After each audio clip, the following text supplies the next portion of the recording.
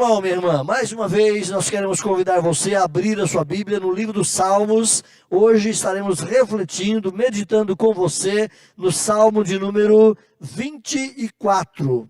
Salmo de número 24.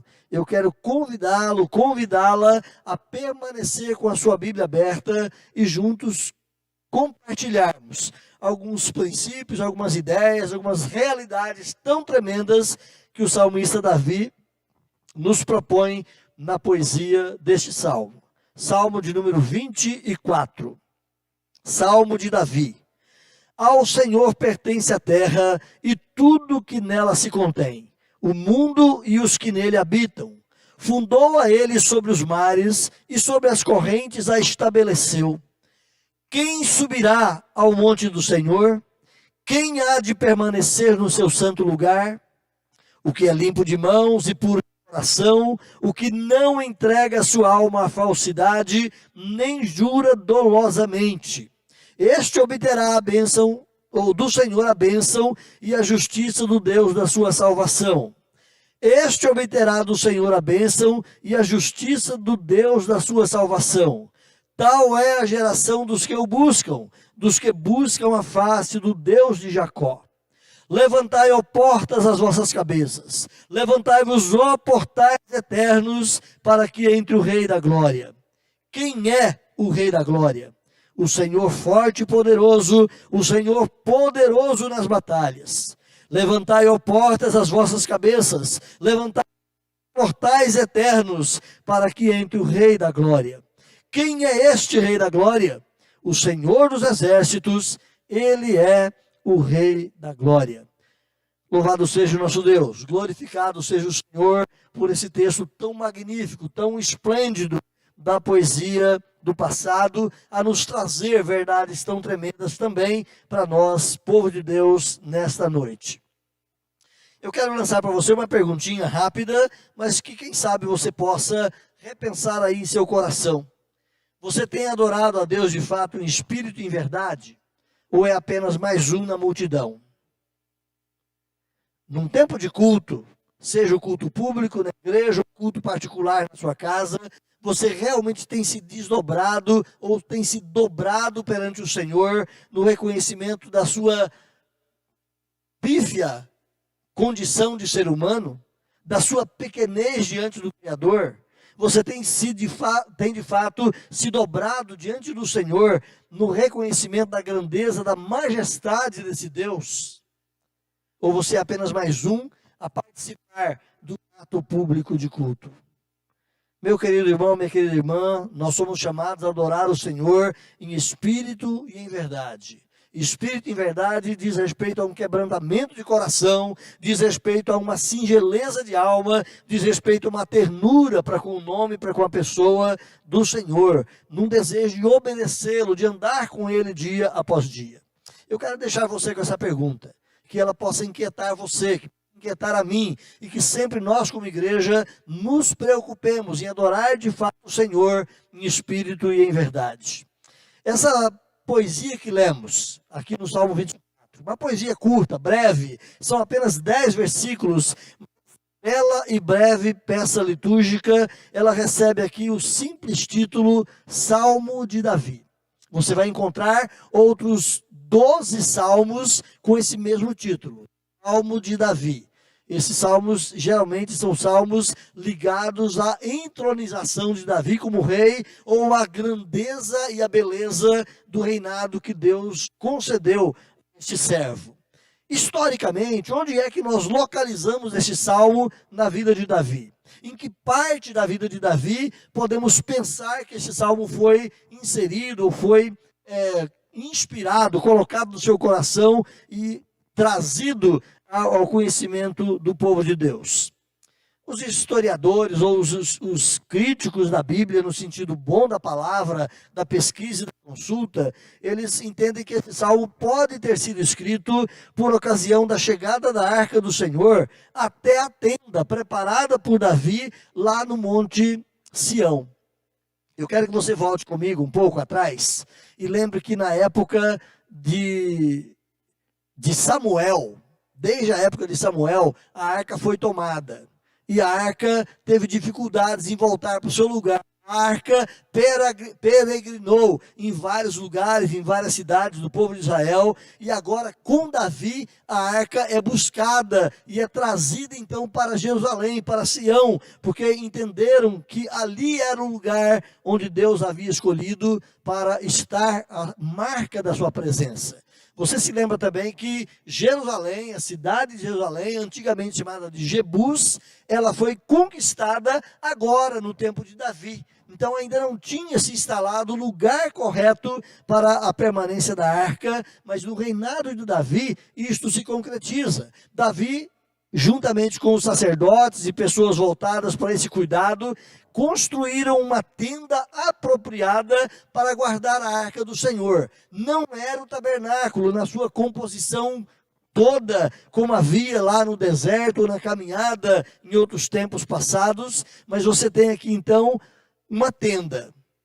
É uma representação daquele tabernáculo de Moisés, mas é uma outra tenda construída para guardar a arca do Senhor. E só no reinado de Salomão é que de fato vai se construir o templo, onde aí sim a arca, representando a presença gloriosa do Senhor, teria o seu lugar definitivo. Então, possivelmente, na chegada da arca em Jerusalém, nesse momento festivo, alegre, e se você for lá para Samuel, você vai perceber essa conjuntura, no segundo livro de Samuel, capítulo 6, essa construção contextual da chegada da arca ali em Jerusalém, a festa que envolveu toda essa questão. Nem outro salmo, meus irmãos, parece se encaixar tão bem nesse contexto quanto este salmo de Davi. O salmo tem sido também interpretado como uma apresentação, uma expressão profética da ascensão de Jesus. Quando o Senhor volta para a glória que ele teve com o Pai antes que houvesse mundo e em chegando nos céus. Os anjos aqui agora cantando essa bela poesia de Davi, dizendo: levantai, ó portas, as vossas cabeças, para que entre o Rei da Glória. É a chegada do Senhor de volta no seu lugar. É a chegada do Rei da Glória, na glória que ele teve com o Pai antes que houvesse mundo. Mas antes que façamos as aplicações deste salmo, eu quero convidar você então, nesta noite, caminhar comigo por todo esse salmo, expondo aqui sobre o tema: os eleitos em adoração ao Rei da Glória. Eu e você, remidos pelo Senhor, alcançados pelo sangue de Cristo, somos chamados a adorá-lo, a de fato nos curvarmos perante Ele, mas a adoração tem muito mais também, não só com de adorar, de prostrar, de um momento religioso, mas a adoração também tem algo a ver com o serviço que prestamos ao Senhor, com toda a nossa vida, no reconhecimento de quem é esse Deus, o Senhor, o Rei da Glória. Eu quero trazer a você aqui, obedecendo até uma certa construção natural do Salmo, eu quero trazer para você aqui 3 proposições que nos ajudam a compreender, quem sabe então, de modo melhor, esta poesia. A primeira delas está do verso 1 ao verso 2, e eu proponho para você refletir comigo: os eleitos em adoração ao Rei da Glória reconhecem a sua soberania. Os eleitos em adoração ao Rei da Glória reconhecem a sua soberania. E nesses 2 primeiros versículos, o poeta Davi, ele vai apresentar quem é o Senhor, quem é o Deus a quem nós adoramos. Então, o salmista Davi, ele vai colocar aqui dizendo que ao Senhor pertence a terra e tudo que nela se contém, o mundo e os que nele habitam. Então, meus irmãos, as Escrituras apresentam Deus como o Criador. As Escrituras apresentam a Deus como o sustentador de toda a sua criação. E isso de modo soberano, a tal ponto que nada escapa ao controle de Deus. Eu não vou pedir para você correr lá, mas você certamente lembra de cabeça aí, o conteúdo lá do texto de Hebreus capítulo 1, versículo 3, dizendo que ele sustenta todas as coisas pela força do seu poder. Pela operosidade do seu poder, ele sustenta as coisas criadas. Há quantos anos existe este nosso universo? Essa é uma questão que levanta dúvidas na cabeça de muita gente, e os cientistas existem também várias ramificações dentro do campo da ciência da astronomia, e eles também se dividem. Alguns cientistas de um certo grupo que falam da existência do universo em bilhões de anos. Uma capacidade etária que nós nem sequer conseguimos imaginar. Bilhões de anos todo esse sistema existindo. Outros mais filosóficos acreditam que o universo tem vida eterna, que ele sempre existiu, que ele nunca surgiu. Outros vão dizer que o universo é um pouco mais jovem, e você vai encontrar a linha dos cientistas criacionistas que vão dizer então que o universo realmente é jovem, que o nosso universo, quem sabe, não passa de 15, no máximo aí, a 20 mil anos. Eu, pessoalmente, como criacionista, à luz da Escritura, eu também creio que o nosso universo é jovem, no sentido de não ter bilhões de anos, mas talvez aí, quem sabe, uns 15 mil anos de existência. Um dia, Deus criou todas as coisas. E seja você pensando no universo jovem ou no universo de longa existência, muito mais do que 15 mil anos, a existência disso é um fenômeno. A sustentação dos astros é um fenômeno. É um prodígio tão tremendo que nós não conseguimos compreender. Mas à luz da Escritura, a Bíblia diz que Deus sustenta aquilo que Ele criou. Cada universo, cada planeta, cada estrela rodando à semelhança de um peão ali no espaço, fazendo o seu caminho, a sua órbita, eles estão sustentados pelo poder de Deus. Não é à toa que eles estão lá, e é por isso que eles estão ali a todo esse tempo e não saem da sua rota, mas permanecem cada um exatamente na posição e na função para a qual Deus os criou. Cremos nisto? Então o texto vai dizer aqui que ao Senhor pertence a terra e tudo que nela se contém. Na mentalidade do povo judeu, do povo hebreu e na mentalidade do povo cristão, seguindo a Escritura, o nosso universo tem um Criador. E esse Criador tem um nome. Esse nome é Yahvé, o Deus Todo-Poderoso, o Senhor Criador dos confins do mundo. Yahvé é o seu nome. Na sua Bíblia atualizada, você tem a palavra Senhor, logo no primeiro versículo, escrito aí com todas as letras garrafais, com todas as letras grandes, em caixa alta, e todas as vezes que aparece esse nome na sua Bíblia atualizada em caixa alta, ou em letras maiúsculas, significa que esse nome é Yahvé. Você vai ter outras vezes que aparece o nome do Senhor, em outros nomes, em letra minúscula. Você vai ter outras vezes que aparece apenas o nome Deus, mas quando aparece Senhor com todas as letras maiúsculas, é a tradução de Yahvé lá do Velho Testamento. Ele é o Senhor, Criador dos céus e da terra. Não limitações para a autoridade e para o domínio de Deus quanto ao espaço e quanto ao tempo. Ou seja, Ele é desde a criação, Ele continua sendo, e à luz da Bíblia, eternamente continuará sendo o Senhor, o dominador único sobre toda a sua obra criada. Toda a terra, em toda a sua plenitude. O mundo e todos aqueles que nele moram, tudo pertence ao Senhor, e Ele sujeita todos dentro da sua soberana vontade. Nesse salmo, meus irmãos, vê-se aqui então prefigurada a reivindicação do Evangelho sobre toda a criatura, em todo lugar, por todo o tempo, na pregação de que Deus é o Senhor sobre todos. Olha o versículo 2 mais uma vez.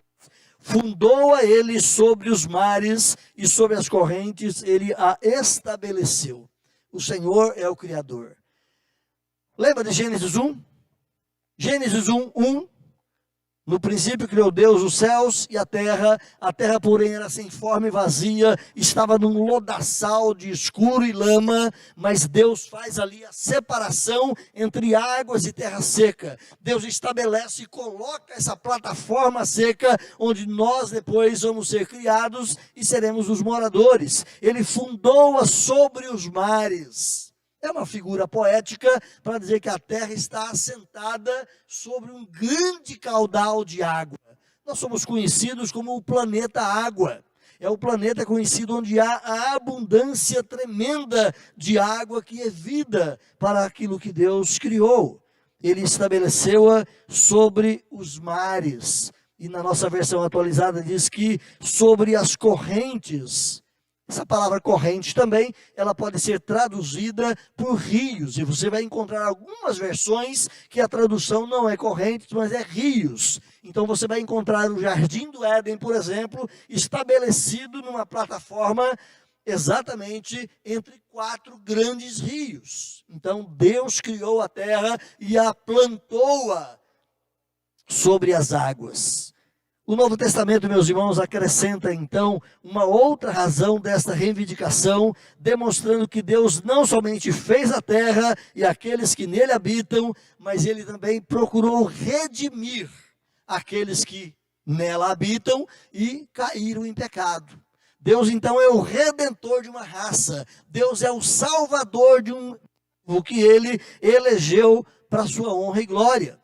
Dentre todos os caídos em pecado, Deus não resgata todos, mas dentre todos os caídos em pecado, Deus resgata para si um povo, que a Bíblia chama de povo eleito. São aqueles que são alcançados, tocados pela graça de Deus, tocados pelo Espírito Santo, convencidos da sua pecaminosidade e que abraçam Cristo como seu Salvador pessoal. Podemos dizer então que Deus tem a terra por duplo direito. Ele tem a terra por direito de criação e ele tem a terra por direito de redenção. A Bíblia vai nos dizer lá em Romanos capítulo 8, versículos 20 a 22, que essa terra caída em pecado, a terra também será redimida, será resgatada da presença e do poder danoso do pecado sobre a própria criação. O texto de Apocalipse termina dizendo que Deus fará novos céus e nova terra, dentre os quais ou sobre os quais de fato habita a justiça.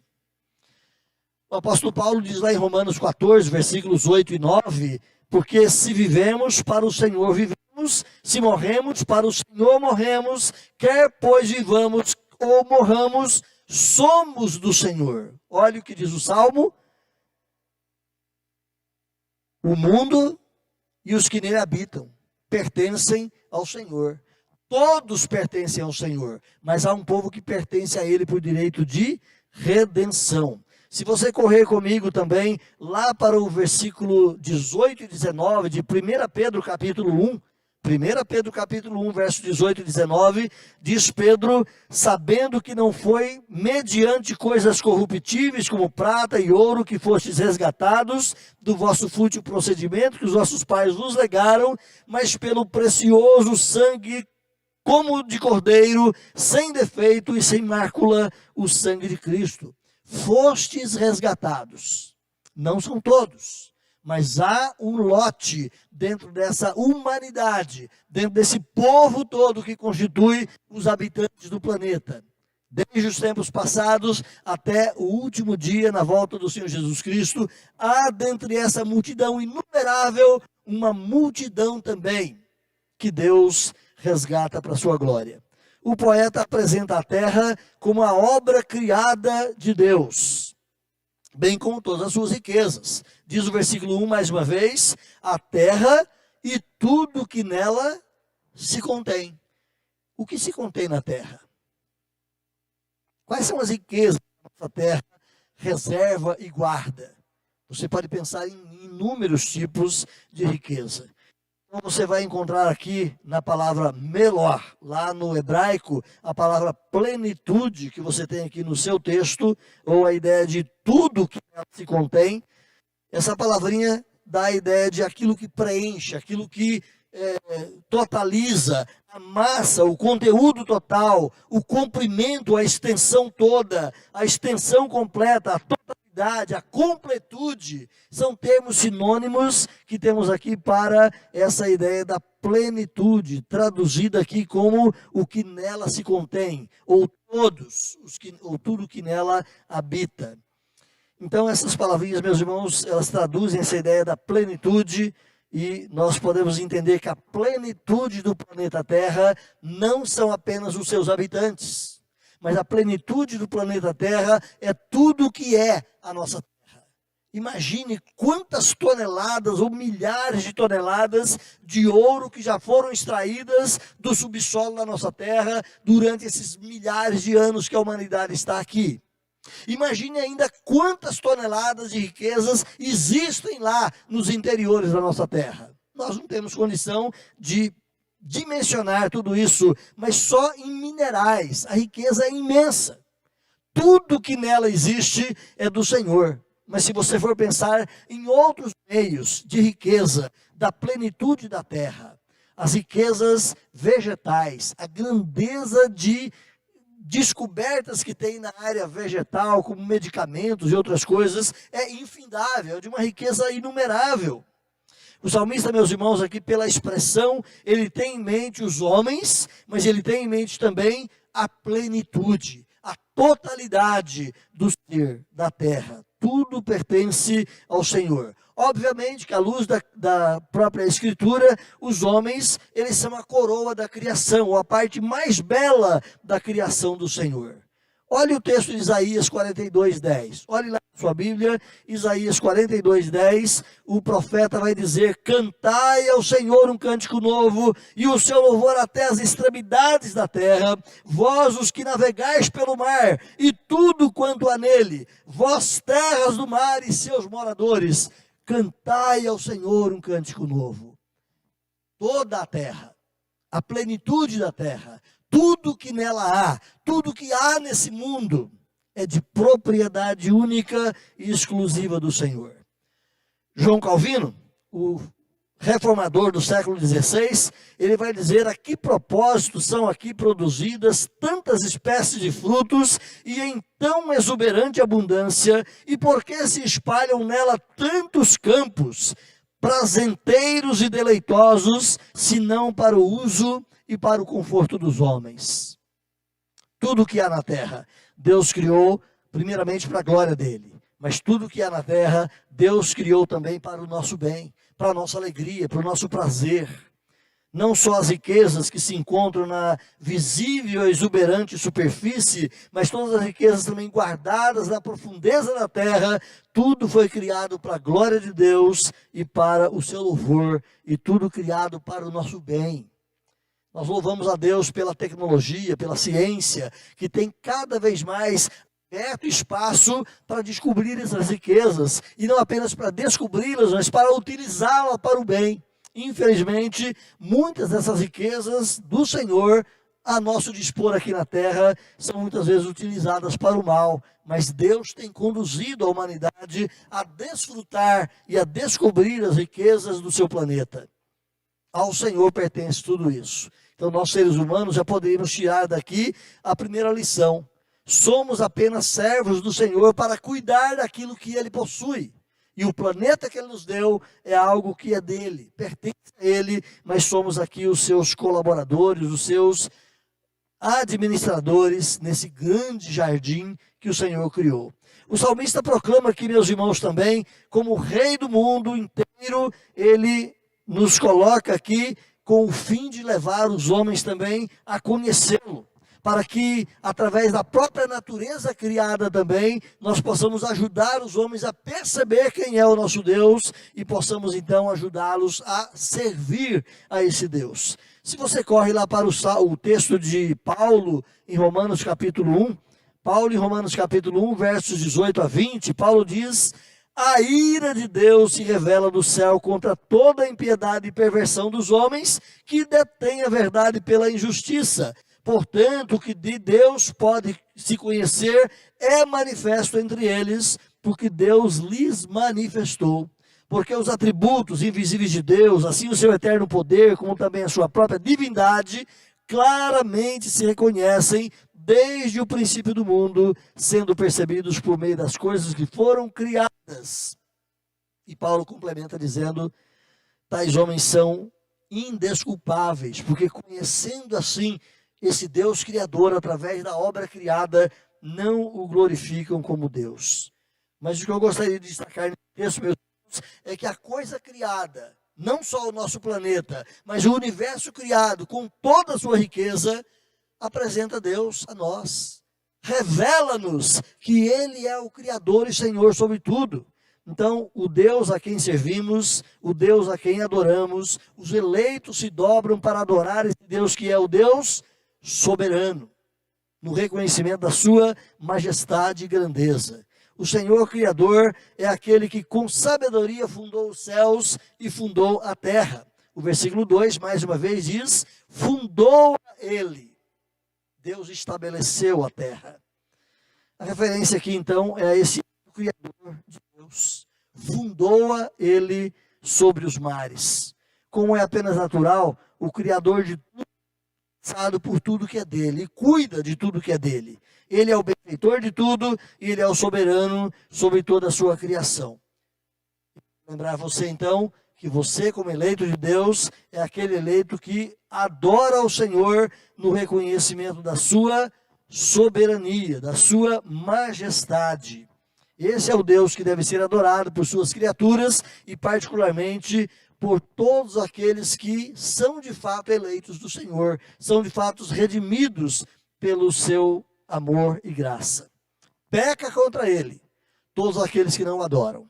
Portanto, Paulo diz lá no texto, sabendo da existência desse Deus, eles são indesculpáveis, porque não o adoraram como Deus.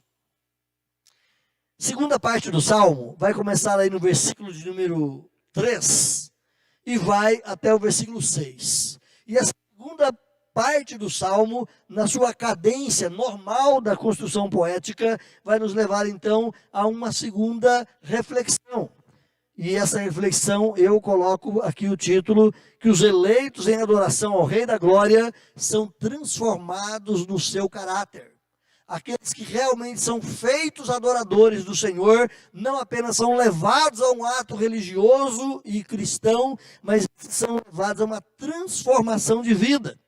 O salmista levanta aqui uma pergunta interessante. Olha o versículo 3, a primeira pergunta, embora haja duas perguntas, e elas são processos sinonímicos, ou são reflexões da mesma questão, elas vão perguntar para nós: quem subirá ao monte do Senhor? Quem há de permanecer no seu santo lugar? Essas perguntas, meus amados irmãos, elas não estão perguntando quem vai para o céu, quem vai para a glória. Não, a pergunta não é essa. A pergunta é: quem pode estar na presença de Deus como seu adorador? Quem é que Deus de fato recebe como seu adorador? Olha o versículo 23, ou 24, melhor dizendo, desculpe, capítulo 24, versículo 3, mais uma vez, ele pergunta: quem subirá ao monte do Senhor? Quem há de permanecer no seu santo lugar? E eu quero convidar você a voltar, quem sabe aí umas poucas páginas atrás, 2 ou 3 páginas, na sua Bíblia, de acordo com a sua edição, pode ser 2, 3, 4, mas lá no capítulo 15, ou no Salmo de número 15, a pergunta é muito semelhante. Olha lá comigo, Salmo 15, verso 1.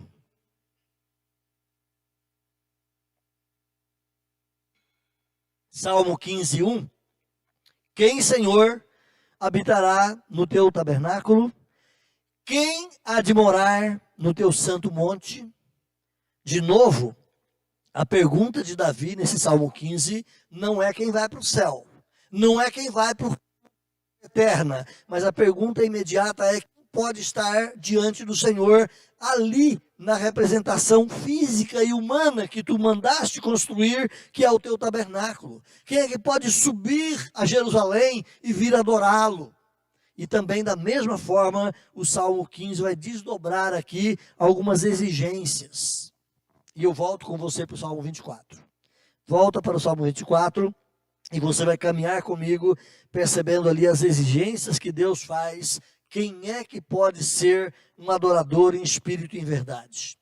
Davi, meus irmãos, observa nesse salmo que era razoável que aqueles a quem Deus adotou como filhos, redimiu-os por meio de Jesus Cristo, é razoável que eles portem algumas marcas peculiares de que, de fato, eles são remidos, que os caracterizem como tais, para que não se assemelhassem totalmente aos sem Deus, ou aos pagãos, ou aos idólatras. Davi sugerindo aqui, ou propondo aqui no seu salmo, que aqueles que são remidos do Senhor, eles são diferentes. Eles têm uma nova natureza, eles são uma nova criação, são uma nova geração de pessoas para glorificar o Senhor. Todos aqueles a quem Deus recebe em seu rebanho, Ele os convoca à santidade. E Ele os põe sob a obrigação de seguir a santidade. Esse é um tema que você tem também de Gênesis a Apocalipse, sempre Deus convidando o homem a voltar para o seu caminho. Uma quádrupla afirmação sobre o caráter de quem poderia subir à presença do Senhor para adorá-lo está aqui apresentada nesse salmo. Olha a pergunta de novo no versículo 3. Quem há de permanecer no seu santo lugar? A representação física do santo lugar de Deus era Jerusalém. Qualquer judeu, qualquer temente a Deus, em qualquer lugar do mundo, precisava ir a Jerusalém para adorá-lo de uma maneira mais plena, mais cônscia da grandeza desse Deus. Quem é que pode adorar a Deus em Sião? Quem é que pode chegar até a cidade do grande rei e se curvar diante dele? Então aqui você vai ter 4 qualificativos nessas questões que são dadas a nós, respondendo aqui no versículo de número 4. Olha o versículo 4. 4 qualificativos que indicam quem é que pode adorar o Senhor. Primeiro, o que é limpo de mãos. Esse pode adorar o Senhor. Você é limpo de mãos, você usa a sua mão, os seus feitos, as suas obras, realmente para o bem, para a glória de Deus. Segundo, o que é puro de coração. Você precisa ter um coração puro, purificado, intentos, desejos, sentimentos voltados para aquilo que é correto e que agrada a Deus. Você é puro de coração. Terceiro, ele não entrega a sua alma à falsidade. Ele não segue caminhos que não são os do Senhor. Ele não fala aquilo que não coaduna com a vontade de Deus. Ele não dá um mau testemunho. Você, de fato, também pode dizer que você é desses que não entrega a sua alma à falsidade, a nada que destoe o ser e a pessoa de Deus. E, em quarto lugar, ele não jura dolosamente. Ele não fala de maneira a danificar pessoas, coisas ou o próprio Deus. Ele tem um falar correto. Ele não jura de maneira dolosa ou pecaminosa. Ele não abre a sua boca para propalar coisas erradas que contrariam a vontade do Senhor. Essas 4 verdades indicam uma mudança de caráter. O homem por si só, ele não tem essas coisas nele. O homem por si só é caído por causa do pecado. Então ele precisa ter um coração mudado. É só na relação com Cristo Jesus que o homem pode ter de fato o seu coração transformado para a glória de Deus. As 2 primeiras cláusulas, elas são positivas. Olhe só de novo, versículo 4. Ele é limpo de mão, ele é puro de coração. São coisas positivas na vida desse indivíduo. E o Senhor Jesus cita essas 2 primeiras cláusulas diretamente ou indiretamente no seu sermão, lá no Sermão do Monte. Se você correr comigo lá para o Sermão do Monte, no versículo 8, você vai ter ali a bem-aventurança de Jesus dizendo: bem-aventurados os limpos de coração. Os limpos de coração não são pessoas que por seu próprio esforço e capacidade se tornam boas. Os limpos de coração são aqueles que são lavados pelo sangue do Cordeiro. Os limpos de coração são aqueles que são redimidos pelo sangue de Jesus Cristo e agora têm um coração purificado perante o Senhor. Mas Jesus continua, e de uma forma mais indireta, no versículo 6, lá de Mateus capítulo 5, ele vai dizer: bem-aventurados os que têm fome e sede de justiça. Ele é puro de coração. Ele é limpo de mãos e é puro de coração. Ele tem sede daquilo que é certo. Ele tem sede daquilo que é a justiça. Ele tem um coração inclinado para aquilo que é justo. Então, na terceira cláusula, o salmista vai reprovar os que se achegam à idolatria. Quando diz aqui o texto: não entrega a sua alma à falsidade.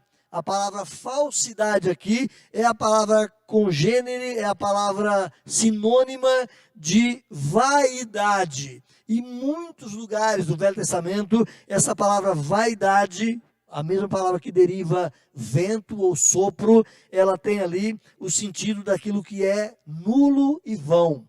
A idolatria é vã, a idolatria é nula. A Escritura vai te mostrar isso em muitos textos, em muitos lugares. Então, nessa terceira cláusula, é aquele que se afasta de toda forma de idolatria. Alan Harman, que é um comentarista bíblico, ele vai dizer que o termo hebraico traduzido por ídolo é simplesmente vaidade. Esse termo, porém, é aplicado no Antigo Testamento aos deuses falsos. A frase evidentemente se refere a um israelita que não está vivendo uma vida de obediência ao Senhor, mas inclina-se para um andar religioso ou social de uma forma que afaste-se da vontade do Senhor. Ele se tornou o seu próprio Deus. Ele assumiu um ídolo que não é o Deus verdadeiro, assumiu a si mesmo ou assumiu outra coisa no lugar de Deus. Kirkpatrick, que é um outro exegeta do Antigo Testamento especialmente, ele vai dizer o que é transitório, o que é falso ou irreal, o que é pecaminoso, o que não pode chegar a designar deuses falsos, ou o que pode chegar a designar os deuses falsos. A vaidade inclui tudo aquilo que é diferente, oposto à natureza de Deus.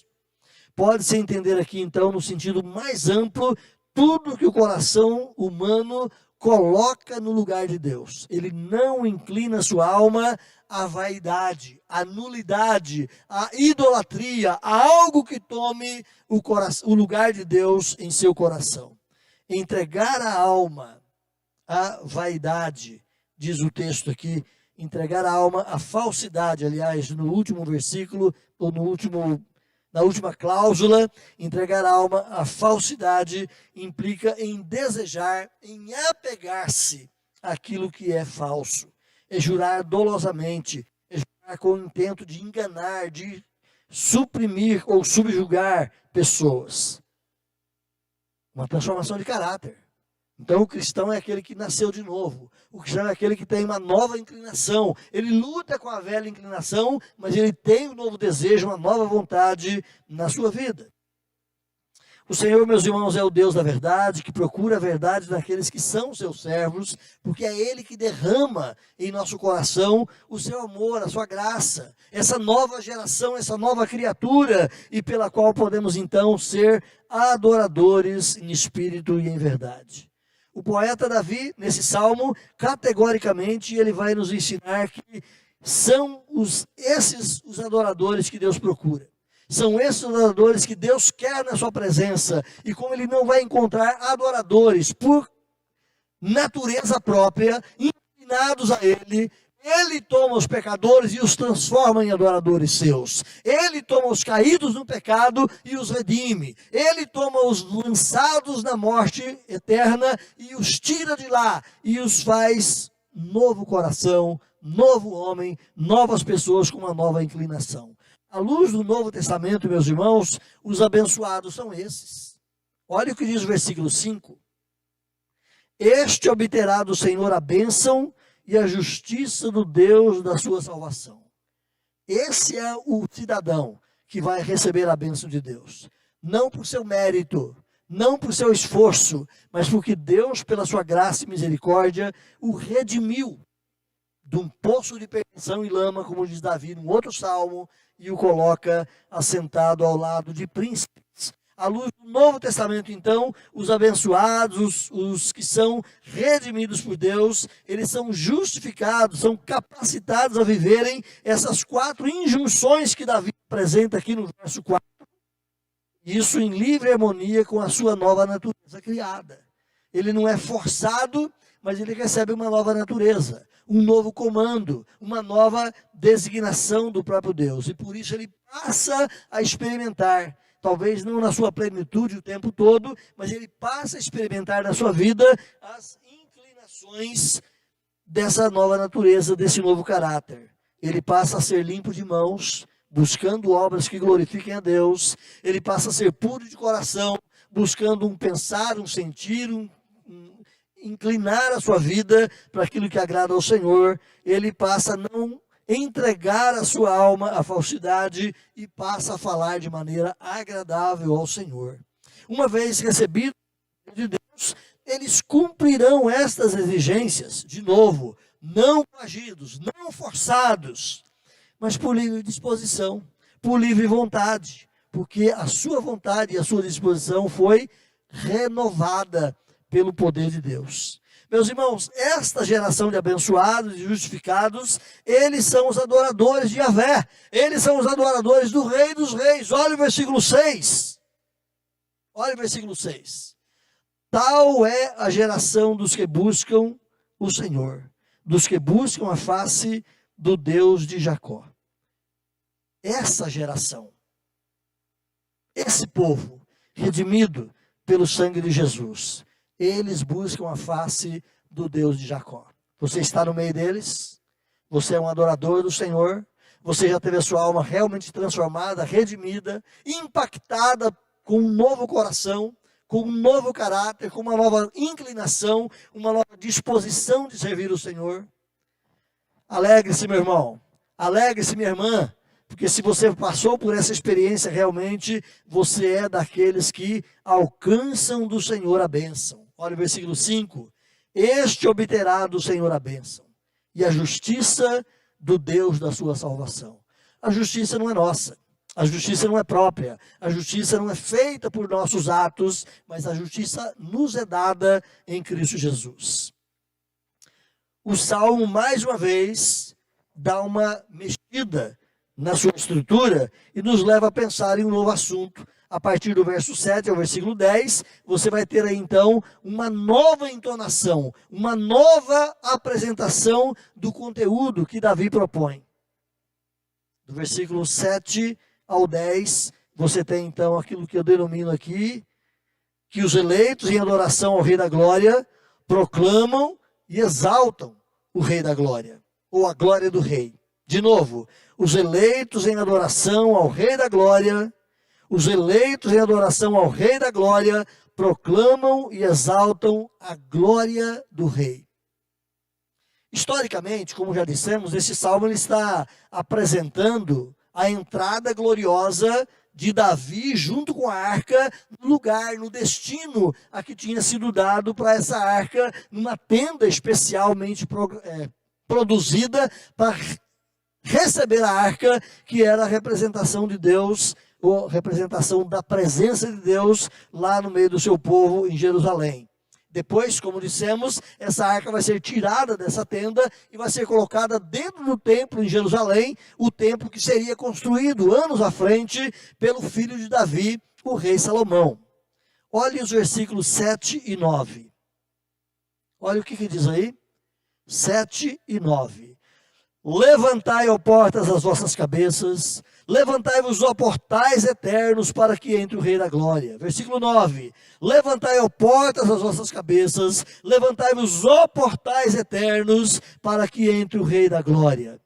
Praticamente são sinônimos, são repetidos o mesmo teor, as mesmas palavras nos dois versículos.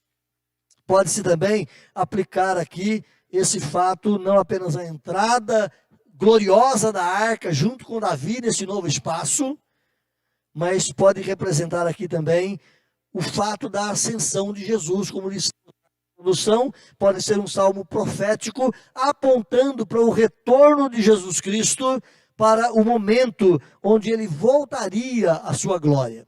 Se você abrir a sua Bíblia, lá em João capítulo 17, versículo 5, João 17, 5, o Senhor Jesus Cristo ora ao Pai, aquela linda e maravilhosa oração, cheia de ternura e graça, a oração sacerdotal, e Jesus diz ali para o Pai, no versículo 5, Pai, receba-me diante de Ti, com aquela glória que eu tive junto de Ti, antes que houvesse mundo. É Jesus sabendo que em pouco tempo à frente, ele daria sua vida como resgate por nós pecadores, mas ele seria recebido de volta na sua glória. Então alguns apresentam esse salmo, aplicando-o aqui profeticamente, 1000 anos depois de Davi, naquele momento quando o Redentor volta aos céus. As portas ainda estavam fechadas, mas elas se abririam para a entrada do Rei da Glória, após ter feito a expiação pelo nosso pecado, através do seu próprio sangue, com a autoridade que tinha. Agora as portas do céu são abertas para recebê-lo. aos anjos ao adorá-lo, diz o texto lá de Hebreus capítulo 1. Eles poderiam ter perguntado: quem é esse? Em contrapartida, aquilo que Davi coloca nesse salmo: quem é esse Rei da Glória? É uma questão poética, de estrutura de culto, e quem sabe imaginamos os anjos vendo o Cristo voltar ao seu lugar de glória e perguntando, falando entre eles: quem é esse Rei da Glória? E vão se apresentar ali então quem é o Rei da Glória. A resposta seria, meus irmãos, que ele é o forte. A resposta seria que ele é o valente. A resposta seria que ele é o poderoso nas batalhas, que venceu o diabo, o pecado, e nos redimiu como povo seu. A glória do Cristo que é recebido novamente junto à glória do Pai. Assim, o salmo é aplicado à ascensão do Senhor em seu retorno glorioso, à glória que possuía antes da fundação do mundo. Mas um certo comentarista, ele diz que podemos aplicar este salmo naquele pensamento da entrada de Cristo na alma humana, quando esta alma é subjugada, vencida, prostrada diante do Senhor, em arrependimento, em contrição, em reconhecimento de que Jesus é o Rei, Ele é o Senhor da glória. Então, os pórticos e as portas do coração têm agora que ser abertos para Ele. E é Ele mesmo que abre as portas do nosso coração. É Ele que agora entra e assume como possessão o domínio da nossa vida. Então, alguns vão apresentar aqui a entrada do Rei da Glória no coração que agora é conquistado pelo Senhor. Assim, experimentando a conversão, estes serão agora o seu templo. Ele vem para habitar no coração daqueles que são remidos e redimidos por Ele. Em último lugar, pode-se aplicar aqui o salmo à segunda vinda gloriosa do Senhor Jesus Cristo, com poder e glória. Milhares e milhares de anjos descendo com Ele, vindo para tomar posse daquele povo que é seu, para transformar de novo esse universo criado e caído pelo pecado num lugar santo e glorioso. E abra-se as portas para a entrada do Rei. É a referência, então, gloriosa à entrada do Rei após a última vitória, cabal e gloriosa, trazendo os seus despojos, os milhões e milhões e milhares de salvos, arrancados da mão do inimigo e agora junto com ele, entrando para a glória eterna. Lá nas guerras passadas, quando um rei saía às guerras contra outra nação, se ele saísse e voltasse vencedor, ele traria junto consigo as riquezas conquistadas. Ele traria junto consigo os melhores daquela terra conquistada. Os homens mais fortes, valentes, os homens sábios e cultos. Você tem essa ilustração mais clara se você for ler a tomada de Jerusalém pelos babilônicos, e os babilônicos levam para si os mais fortes homens de Israel, levam para si os mais letrados e capazes, como Daniel, Sadraque, Mesaque, Abidênego e outros tantos, para serem úteis lá no seu reino. Eram possessão de guerra, eram conquistas, eram despojos de guerra na mão do vencedor. E ao entrar de volta no seu reino, assim conta-nos a história que muitos reis mandavam arrebentar os portões das cidades para que entrasse um grande cortejo, não apenas uma filazinha indiana, mas um grande cortejo real junto com o rei, entrando para a sua cidade. Então, podemos imaginar aqui a volta de Jesus Cristo. Ele entrando no seu domínio com milhões e milhões e milhares que foram conquistados, tirados da mão do inimigo, agora para serem o seu despojo. Assim como a remoção da arca para Jerusalém marcou o fim das batalhas para a obtenção da posse da terra, a volta gloriosa do Senhor, vindo como o poderoso guerreiro para a sua legítima habitação, mostra também a sua vitória na batalha final. O Apocalipse é um livro fantástico. Quando a gente lê Apocalipse, reconstruindo dentro do seu contexto natural, nós vamos perceber ali que Jesus é esse grande rei. Ele é o Rei dos Reis e Senhor dos Senhores. Ele é quem conquista os povos da terra para si. Ele é quem redime para si um povo numeroso que vai viver eternamente com ele em Sião. Sião não é mais uma Jerusalém terrena, mas Sião é a representação desse reino glorioso de Deus. Afinal, então, todos os eleitos, resgatados e agora glorificados, eles serão contados entre os santos do Altíssimo em glória eterna. Versículo 8 e versículo 10. Quem é o Rei da Glória? Apresente-se esse grande Rei. Quem é o Rei da Glória? E a resposta retumbante, forte que você tem nos dois versículos é que o Senhor, Ele é forte e poderoso. Ele é o Senhor poderoso nas batalhas. Ele é o vencedor. E a Bíblia nos apresenta, meus irmãos, Jesus Cristo como sendo esse grande vencedor. É aquele que vai apresentar diante do Pai todos os seus conquistados nessa guerra contra o mal. É ele que vai subjugar os seus inimigos e derrotá-los de forma última. E vai entregar o reino ao Deus e Pai, dizendo, esse era o seu plano. Aqui estão os remidos do Senhor. Esse é o Cristo que a Bíblia nos apresenta. O Rei da Glória é o Senhor Todo-Poderoso. A expressão o Senhor dos Exércitos ou o Senhor Todo-Poderoso traz aqui nesse salmo, indica exatamente que o Senhor é grande e verdadeiro vencedor sobre os exércitos das trevas e do mal. É assim que se consuma a história bíblica. É assim que fechamos a Bíblia ao encerrar a leitura do último livro. Jesus, o grande e glorioso guerreiro. Jesus, o poderoso e retumbante Salvador, tomando e apresentando ao Pai o reino remido, um povo remido. E esse povo remido, o povo de Deus, está aqui, produzindo e proclamando a glória do seu nome. Quem é o Rei da Glória? O Senhor dos Exércitos, Ele é o Rei da Glória.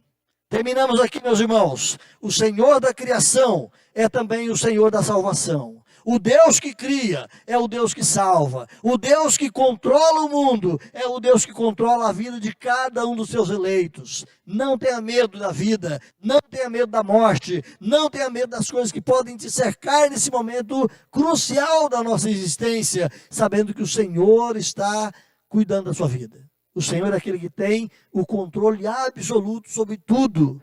Desde o vasto universo criado até um pequeno vírus como o Covid-19.